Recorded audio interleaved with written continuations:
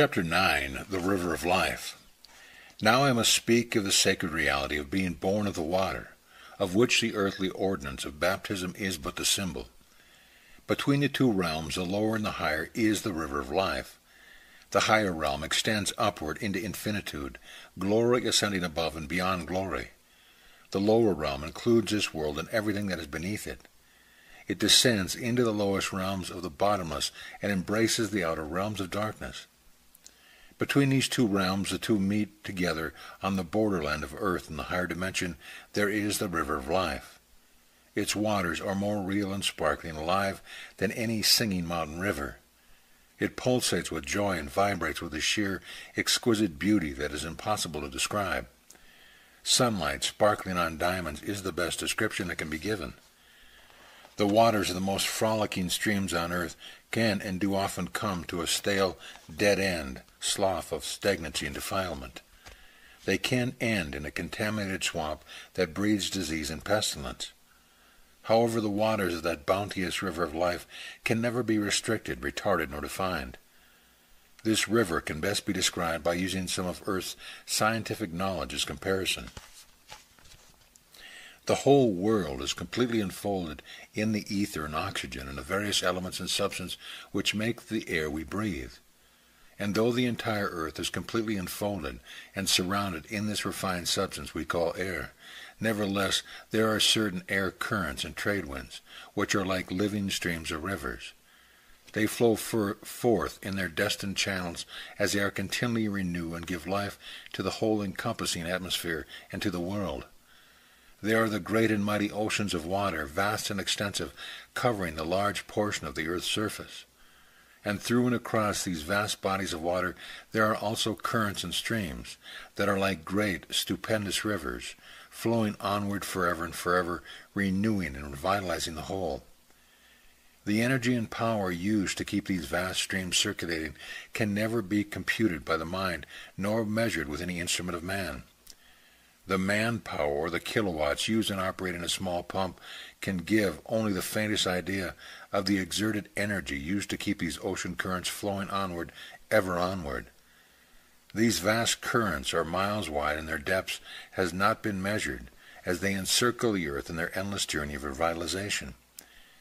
There is the Gulf Stream of the Atlantic, bringing its warming, beneficial balm and blessing to many shores and many lands.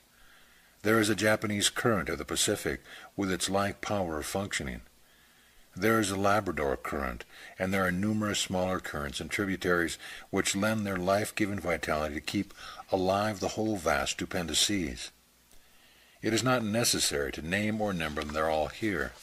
It is only necessary for one to stop for a moment to contemplate the majesty of such mighty rivers, flowing through the oceans as they hold the powers of life, of warmth and renewal in their everlasting tides, in order to comprehend the fullness of this explanation, if one, in that brief moment of contemplation, will let the breath of joyous wonder enter his being as he stands in awe at the wisdom and power so profound that it can create and hold these tides in control, he will at that moment be very close to the truth.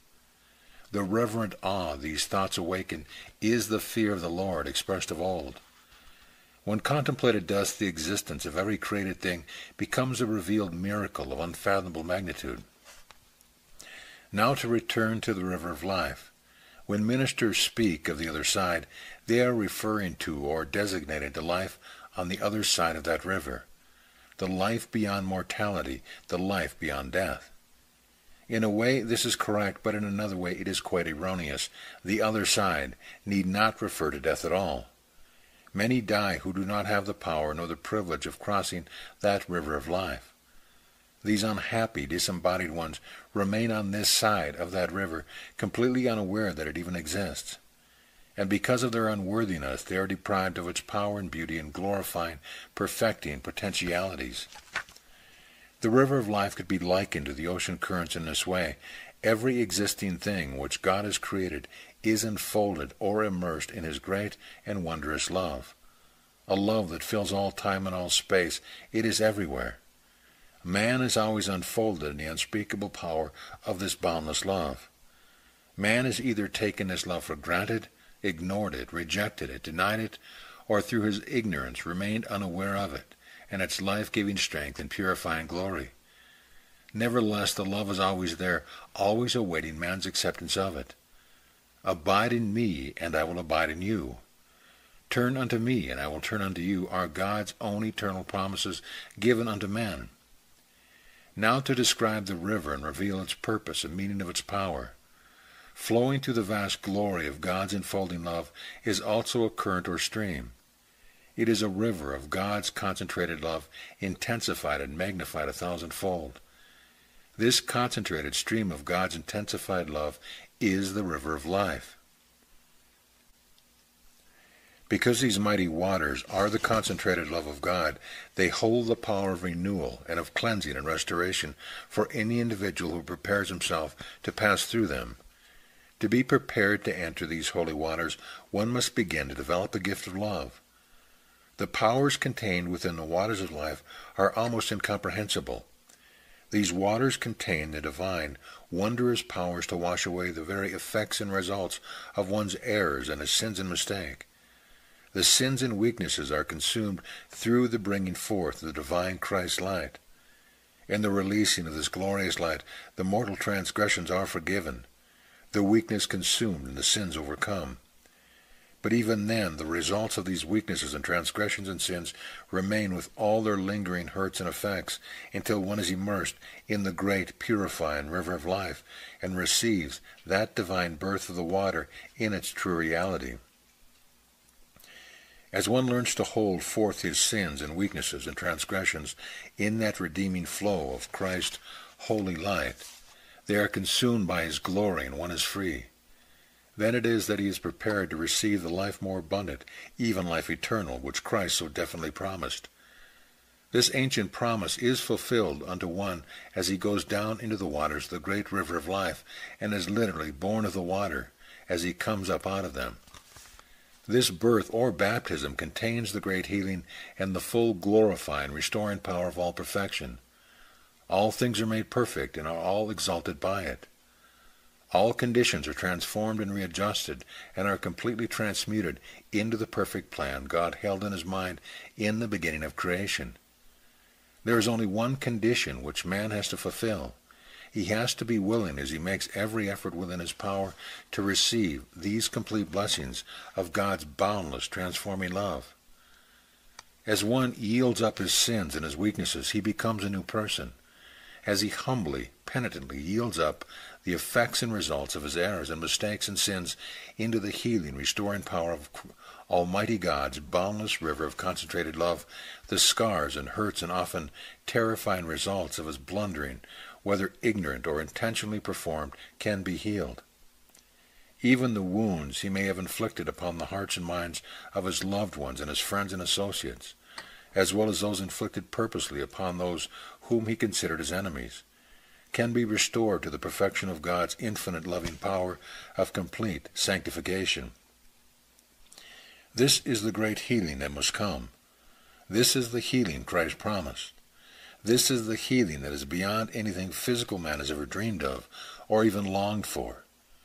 In this great and glorious healing, the effects and results of all one's error and sins and weaknesses are washed out into the great ocean of God's creative power, and are transformed and transmuted as they are adjusted to conform to his divine and holy plan.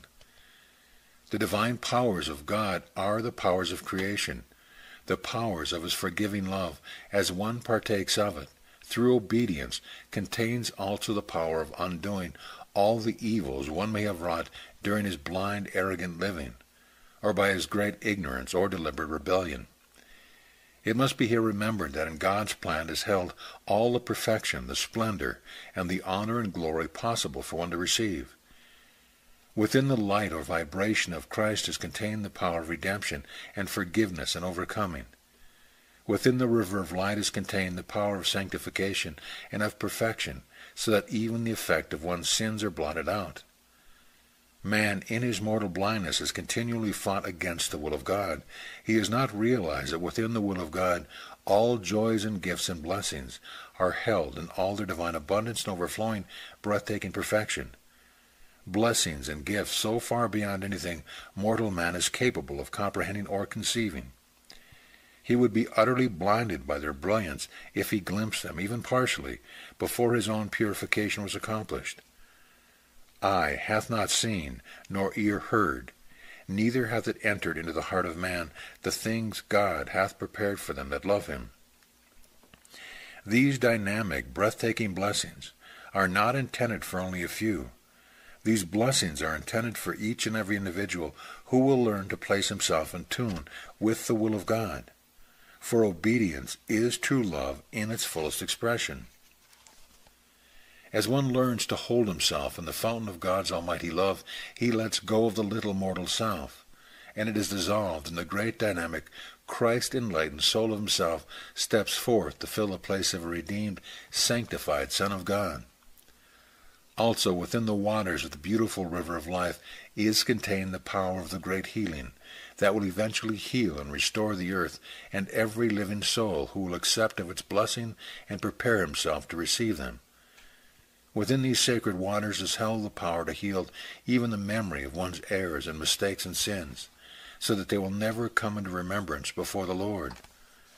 They will also be erased from the memory of the individual who committed them, and from the memories of those who may have been injured by those misdeeds of rebellion, defiance, or ignorance, or deliberate wickedness. The thing required to participate in these wondrous blessings is that one begin to develop the gift of love. The waters of the river of life are the concentrated, outflowing powers of God's love, and only by bringing forth some degree of that love from within one's own heart is it possible to share in the healing wonders of its divine properties and power. And it is only through these dynamic waters of love that one can possibly step across into the higher realm of divine activity and progress and exaltation. Anyone returning from the other side to render service to this earth must do so by again going down through those waters in order to be completely fortified for his assigned task. This is necessary in order for one to endure the dark, discordant, evil vibrations of a world so engulfed in sin and selfishness and greed as this earth is. This great stream of life was comprehended in a small way by all the ancient people of the earth.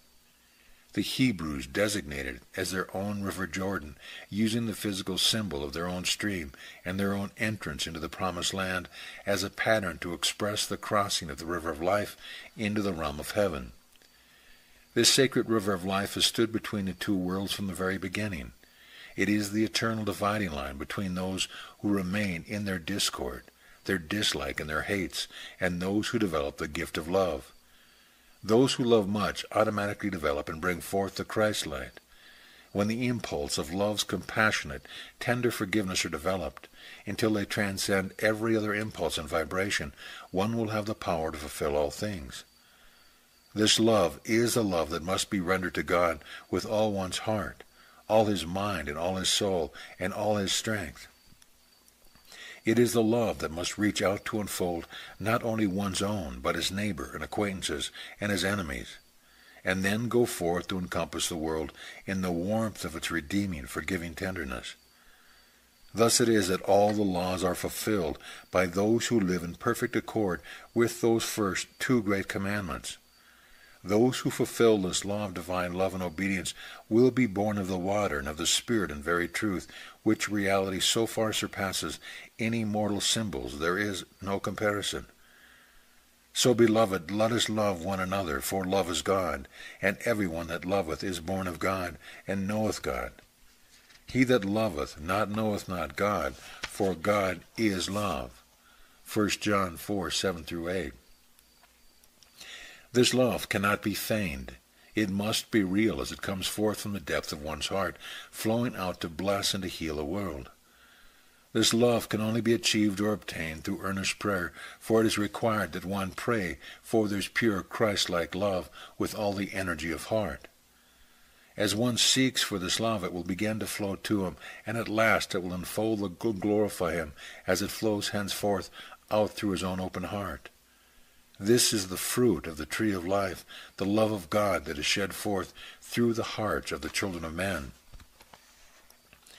The ancient Egyptians often depicted their departed sailing forth into the boats as they drew their elaborate pictures on the walls of their temple and tomb. To the Egyptians, the painted pictures of boats served the purpose of literal boats, for after all the journey was a spiritual one. Nevertheless, because of ignorance, the individual's physical belongings and treasures, along with all necessary equipment, including a servant or two and perhaps his wife, were sealed in the tomb to take that journey with them. In the Egyptian Book of the Dead, the river of life is frequently referred to. The ancient Grecians had a vivid awareness of the river of life, though to them it came to represent more the river of death than the exalted river of life. In their mythology, the ferryman who bore the newly arrived dead across the Styx or river was named Charon, Charon. Even in this negative belief, they acknowledged man's survival of the change called death. Their negative idea of the river did not develop until they as a people degenerated and transgressed the laws of their own nature and inborn ethics. In the beginning, the word Charon meant literally one who guides or one who conducts. Charon was a title of honor or an appointment, not a personal name. Charon was the title of anyone who was sent to escort others across that great, wondrous river.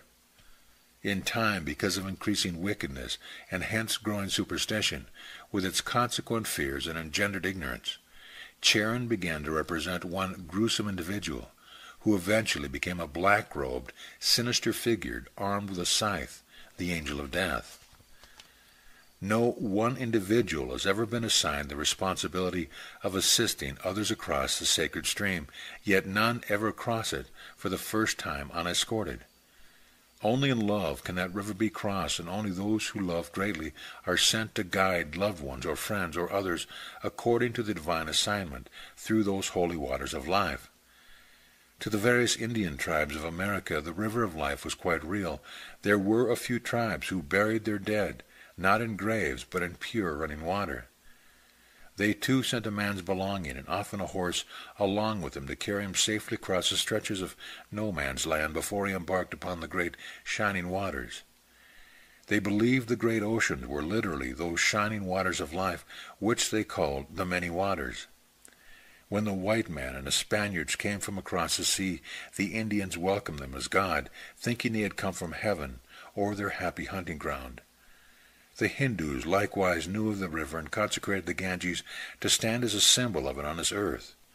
Their pilgrimages to this muddy, polluted stream, as they plunge themselves into it, believing it will purify and sanctify them, is well known. And until the British government ended the practice, a man's wife was burned with him on his funeral pyre, and the very pyre itself was intended to represent a boat.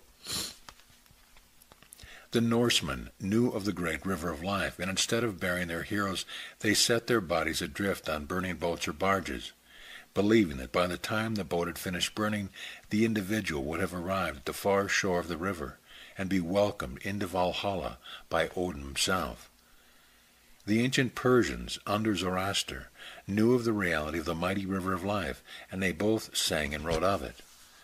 The Sarawak caverns on the island of Borneo, which have recently been rediscovered, are filled with boat caskets, hewn from hollowed-out logs.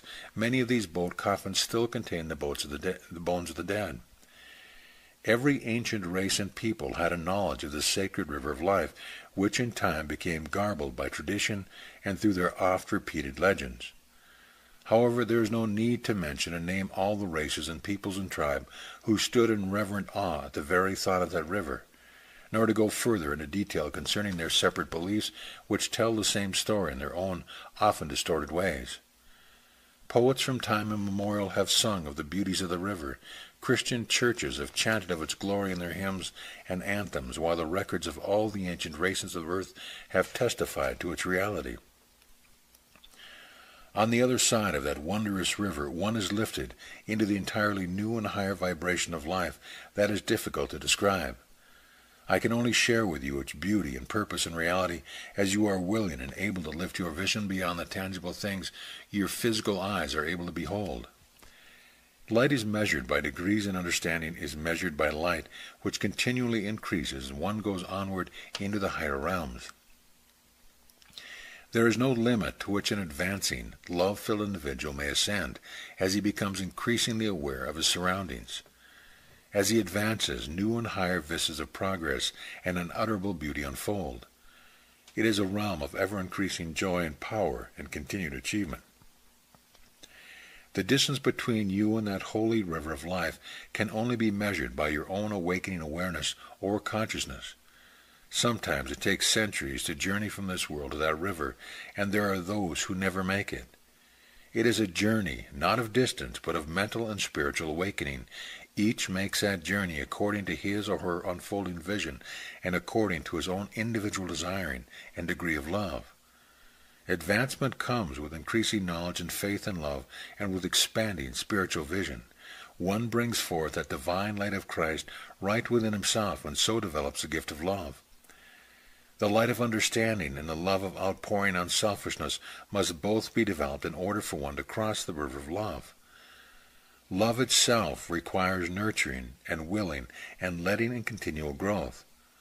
No one can transform himself from a hateful person into a loving one in an instant or a day.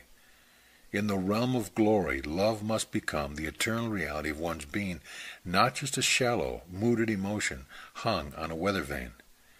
Neither can it be insipid, weak, or feigned. It is impossible to counterfeit love and try to use the counterfeit as a golden coin of admission into the higher dimension. Real love has to become the all-encompassing part of one's entire nature. It must become a very part of the individual in its unfailing, joyous, exquisite beauty and powers as it carries forth the light. Such love is beyond all substitute and all imagining, and one must actually become that love. No one is able to even approach, let alone cross the great river of life, who is not spiritually prepared, whether in mortality or out of it. This is not because the river and its divine properties are forbidden. It is simply out of bounds, because those who will not accept God's love cannot possibly comprehend it. Nor could they endure the enfolding, glorifying essence of that powerful baptism if they are not prepared to receive it. All those who are worthy to be born of the water and partake of its glory receive the power to send out the vibrations of that increased love in some measure. Those who do not love God or their fellow man are not yet qualified to comprehend his great healing, perfecting, wondrous love, nor can they receive of its boundless blessing. To partake of the great love, one must learn to bestow love in a selfless, outpouring benediction of silent compassion. In this service, one is required to love more than just his own near and dear ones, and those who love him. He is required to develop this love until it can unfold his neighbors, and then, reaching out, gather the whole human race in its tenderness. It must enfold one's enemies until they too are healed of their dislikes and their hates and their evil. As love flows out from an individual, the greater love pours into him in an ever-increasing degree. Love must flow. It must never become stagnant. Love cannot be taken for granted. Neither is it enough that one be a sweet-tempered individual, free from discord and dislike. One must develop love until it becomes an actual living power as it flows out from him in its course of blessing and of healing. When these currents of love are released from within an individual, he is truly partaking of the fountains of living water, and they are flowing forth from his heart in their benediction of silent, powerful glory. God's great love has never been withheld from any child of his divine creating. God's love enfolds the world and makes alive all things. When his children open up their hearts to his love and permit it to flow through their being, they will not only be purified and cleansed by its dynamic power of exquisite beauty, they will be completely healed by it. They will then have the power to send that love out to enfold whomsoever they desire to assist, or to any in need. It has no limits when magnified and sent out through an open, understanding heart. This love is known in the higher realms as the love of God's substance. It can be used at all times for the benefit of man and for his healing. To those who first view the mighty river of life, it appears to be of the substance and consistency of water in its clearest, most beautiful degree. To those who have advanced into the higher life, it is soon comprehended to be composed of the concentrated life force of God's almighty dynamic love, which is spiritual. This love is the creative and the sustaining and renewing power of the universe from the atom upward. This river is literally the point of egress as one steps beyond the vibration and influence of the earth. It is not a river one rows across, as some have believed, neither is it a stream one can swim across. It is entered into, and one comes up out of it. This river is entirely spiritual in its sublime essence, for it is love, and blessed are those who are prepared to pass through it. It is for life. In going down into its water and crossing through them by being completely immersed in it, one does not need to hold his breath, nor need to be afraid. This river is life, and the breath of life is contained in it. As one learns to hold himself in the fountain of God's almighty love, he lets go of the little ego-filled self. It is dissolved, and the sanctified soul of himself steps forth to fulfill its glorified destiny. This ultimate perfection, this fullness of joy and happiness, and every conceivable good has always been the plan. Down the millennium it has been awaiting man's acceptance of it. In God's will there is nothing but the divine, triumphant, beautiful fulfillment of every man's own inborn greatness. It is in God's will that all joy, all happiness, and all perfection are held. One need not die in order to hold himself in the healing properties of that great river of life. The river has always existed, will always exist. Man has only to alert his soul to comprehend. The true reality is that each and every individual who will but prepare himself to believe, or be and live according to the divine law of love in his own being, will be given the power to hold himself within the cleansing, life-giving waters of that sacred, holy river of life. This experience is an actual reality, not just a mortal symbol. The sacred privilege of being immersed in the river of life, as previously stated, transmutes or eliminates the effects of every regretted error and mistake. Not only the present is perfected through this divine experience, but the past also. All things are healed and beautified by the tender power of God's almighty love as one aligns himself with it.